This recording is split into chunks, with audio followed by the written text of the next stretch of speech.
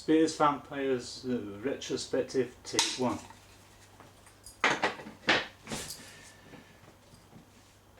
In this retrospective, I'm going about one of the most ambitious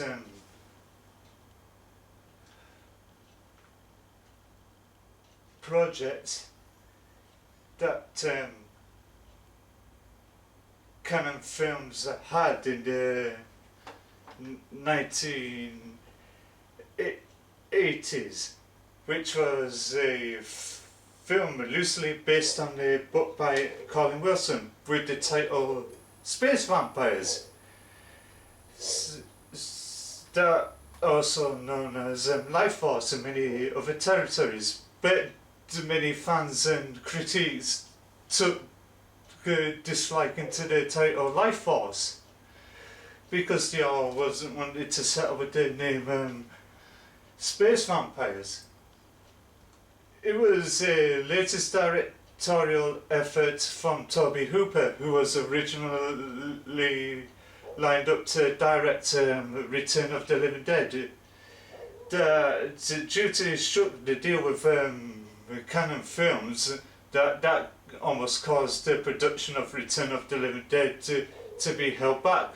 So Dan O'Bannon was keen to direct the film, even though he wrote the treatment for the film whilst he was writing the script for this film. And due to Hemdale was impressed with Hooper's efforts on the Texas Chainsaw Massacre, which was a big hit in the 1970s, even though it caused a huge stir between the film censors of the BBFC at the time due to the tagging of the video nasties. The ambitious project, with a budget of 25 million, only raked in 11 million in box office receipts, which regarded as a failure, which caused the problems between MGM and Canon Films. Due to the financial problems the Canon Films were producing all turned out to be box office flops, and that's why MGM split the partnership with Canon Films. That the other problem with Space Vampires, also known as LifeForce, was to find actors that can appear on the set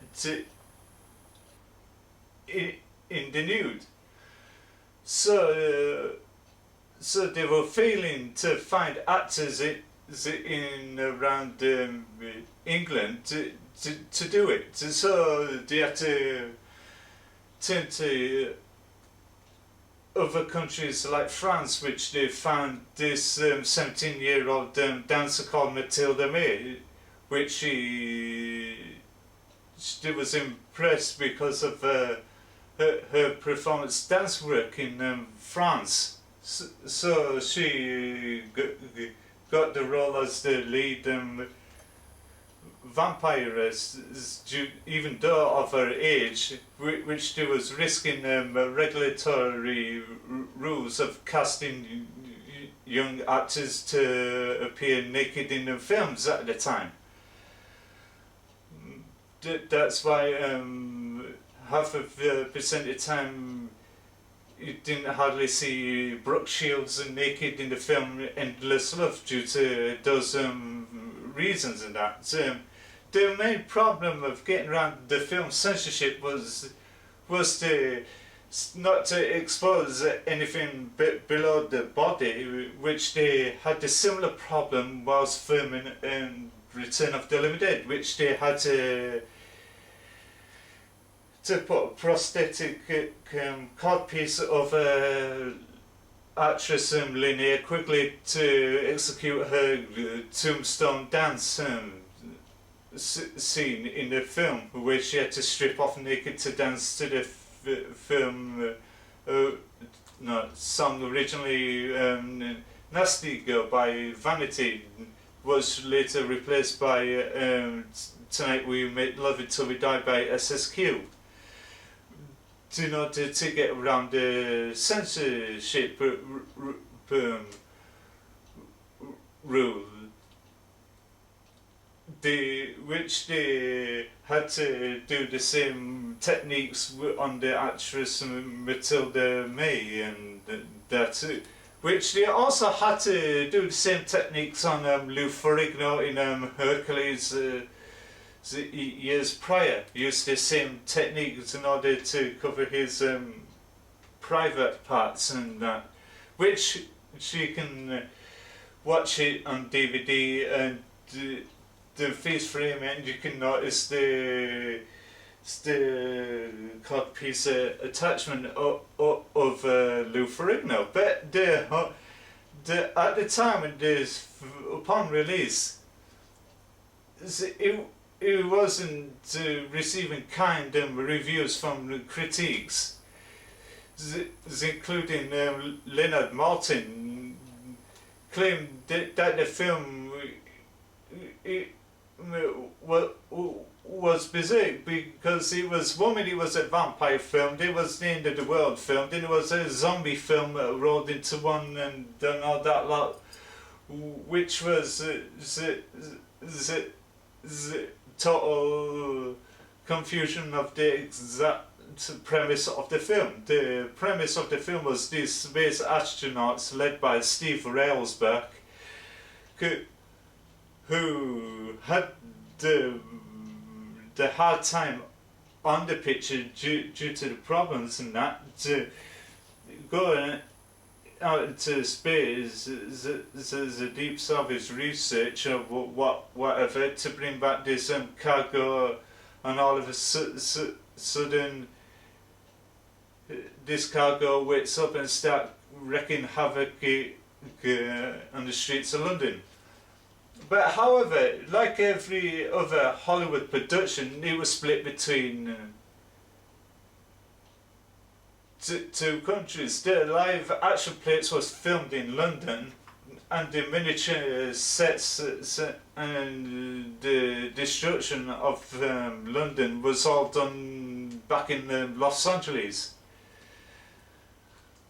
because they can't shut down parts of London to destroy it, so that's why they was restricted. But as for the production progress, so the casting crew starting to have problems with differences on the set at the time when it was made,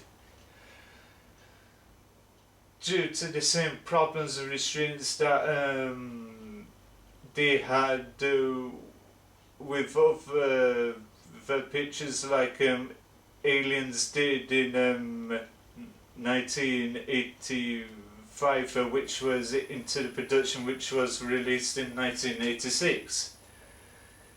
That did do exceedingly well, but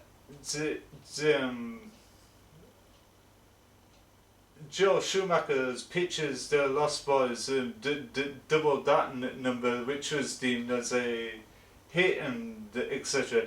But yeah, which they had on the set of Aliens, which had the same problems due to the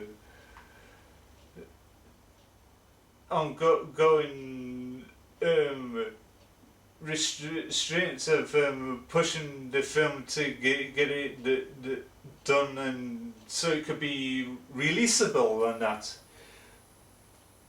But in today's filming the film restraints had to be improved, which they can film actors up to there when nothing in that, but anything below, it was nowadays it's complete utter none. So the actors and actresses will have to wear flesh coloured knickers or a leotard, the same techniques they used on Terminator 3 Rise of the Machines with the actors of Arnold Schwarzenegger and Kristanna Loken. Which was, then again, you can pause it, you can see it, they're slightly exposed in that, but for Terminator 2, Arnold Schwarzenegger had to wear these hideous boxer shorts, which was, they painted it out in post-production. Yeah, back to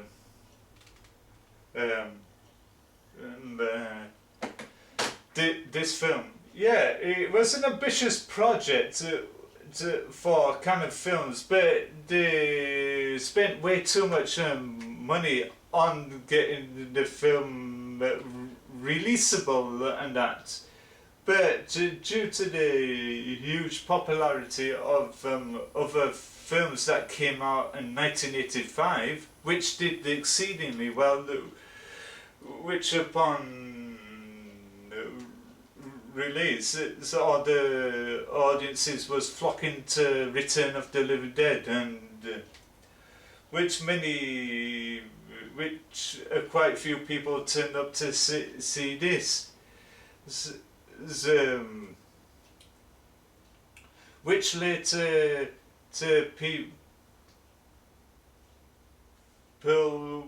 that worked on this film the frustrations is about how the film died at the cinema, and that and the documentary about the rise and fall of kind of films and whatever and etc. But yeah, the film it stands up on the own, which took quite a long time to get a cult following. Not as much as Return of the Living Dead, Alien, Ghostbusters, Poltergeist, Texas Chainsaw, Fright Night, and couple of other popular hits at the time, which they all did exceedingly well. Which they set the expectations way too high at kind of films. It's like they expect that to happen all the time due to the creativity of Manahan Golan and Yoram Globus, which they had in the habit of spending way too much, not lowering the cost is down in order to recoup the receipts at the box office. So that's why they had so many monetary problems at the time. That eventually caused the collapse of the company at the end of the 1980s. To say that one of the last films was Cyborg, a science fiction feature starred Jean-Claude Van Damme. But the film is great in its own way for its sets and special effects and that, but it could do better if they split the film into separates. Between the film one, they could have had the vampire angle and that. Then the second film, they could have had the end of the world, post-apocalyptic stuff. Then in the film, they could have all the pseudo-zombie story, but they try to squeeze it all into one. But when they do that in Hollywood, which then always pull off with the fans and critics, which led to so many bad write-ups with the likes of Leonard Maltin, and I'm sure that Siskel and Ebert also probably give them mixed reviews on this film, by judging by its merits in that. Now, due to the popularity of Blu-ray disc, this film can be obtained either by Arrow Video, which always comes in the 2-disc box set, which comes with a reversible cover and etc. Usually comes with a fold-out poster in a display presentation with a window box sets and that, but this one didn't. And you can also get it on Shout Factory Blu-ray, but most people usually go for the Arrow Video because it has a lot better content, like behind the scenes stuff, trailers and still galleries and a couple of extras which comes with a fold out poster and etc. But the film is great in its own right, which had a pool of talent with the likes of Steve Railsback and Peter Firth and Frank Findlay, Nicholas Ball and Mathilda May, and they also had Patrick Stewart, to many people who know him as Professor X from the X-Men series and Jean-Luc Picard from the Next Generation series. And etc. Yeah, the music is great, and the film was brilliant. The screenplay was excellently executed by Dan Bannon, that also penned Return of the Living Dead, amongst Aliens and etc. But sadly in 2009 Dan O'Bannon died. But his legendary works live on and etc.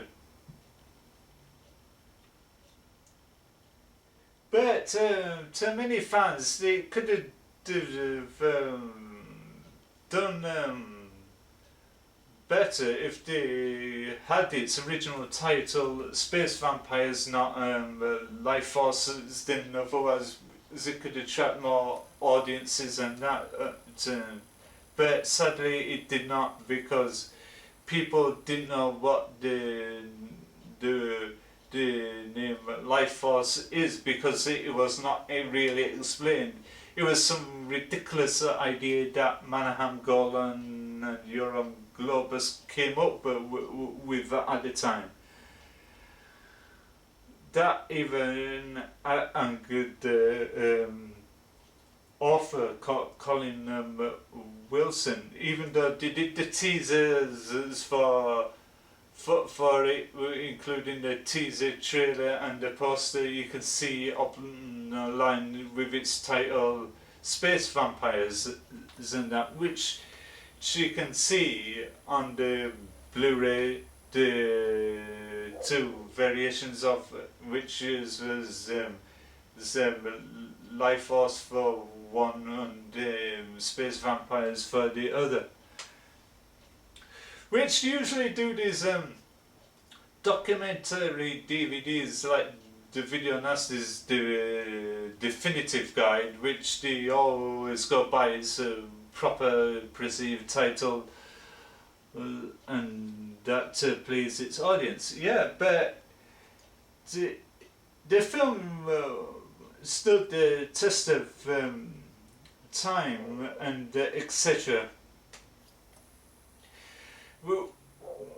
Which she could have done more justice to the fans, which they could have stick to its proper name, Space Vampires. So sure, by the time when they go round to the next Blu-ray, they will rectify that problem and re-release it under its original title, Space Vampires and that.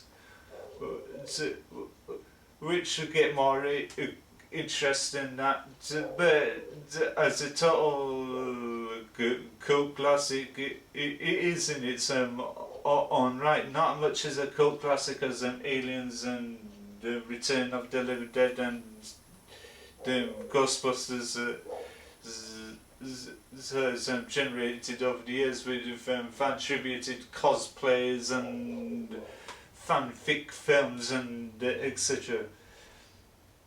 But it was one of these films where some people loved it and some people did not like it. It's like with every other film in that each did it on. But I sat and watched it once. It is all the effects and that was brilliantly executed and etc. Which is worth looking at. Also could say about space vampires, also known as LifeForce. I'm going to give it 7 out of 10, but I could give it higher.